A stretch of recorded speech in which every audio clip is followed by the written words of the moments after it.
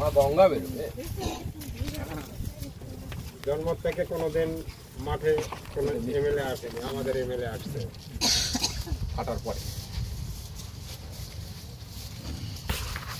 একই কোথায়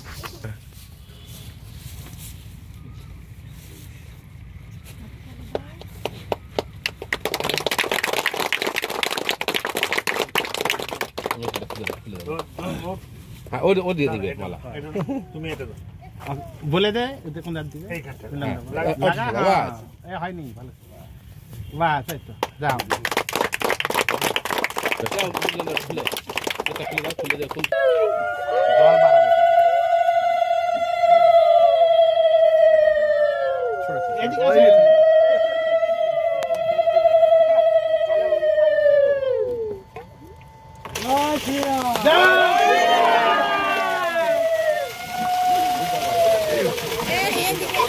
জল তাড়া করে ওর মধ্যে আছে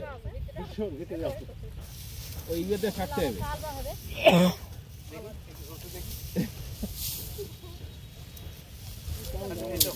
সাদা সর্ষে বানিয়েছো,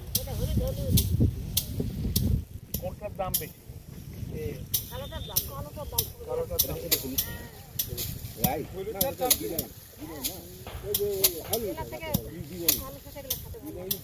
এটা এবার বার করবে কি করে? B9 হলুদটা না?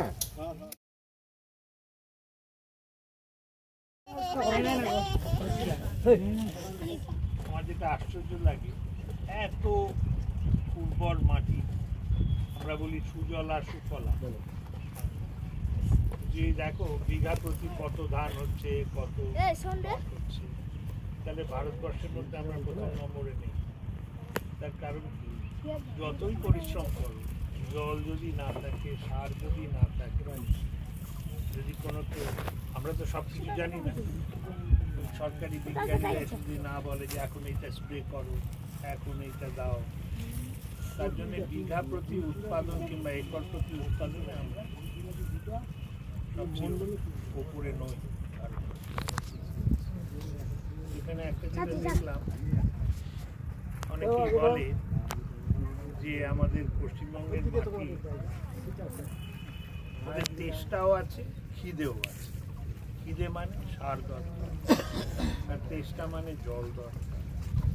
এখানে খুব খুশি হলাম শুনে যে এখানে এই 3 ফসলা জমিও আছে, কিন্তু এই জমি এখানে যদি জল হয় তাহলে তো 3 ফসল সব জমিতে করা সম্ভব। তো আপনারা জানেন যে আমরা বিরোধী পক্ষের লোক, খুব ক্ষমতা সীমিত, 60 লক্ষ টাকা পাই বছর। এত বড় বিধানসভা, সব জায়গায় দিতে হয়। আমাকে দিলে শ্যামা বলে আমায় তো দিল না, একে লাইট দিলেও বলে আমার যেখানে মার্শাল দরকার। তার মধ্যে যা পারি একটু একটু করে করি। সেখানে ডুমরনে মনে হয়েছিল আপনাদের সঙ্গে কথা বলি যে এখানে এর দরকার, জলের দরকার।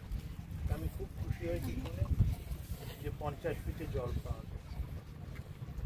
তো এই কাজটা তো রাজ্য সরকারের, এই কাজটা তো বিরোধী পক্ষের বিধায়কের যা করতে পেরেছি, এটা আমার খুব আনন্দের ব্যাপার। একটাই বলবো, জল অপচয় করবেন না, কারণ এই জলটা যেমন আপনাদের পূর্বপুরুষ দিয়ে গেছে আপনাকে, এই জলটা থাকবে এই বাচ্চাগুলোর জন্য, তাদের বাচ্চার জন্য। যেটুকু জল দরকার সেটুকু ব্যবহার করুন, অযথা জল অপচয় করবেন।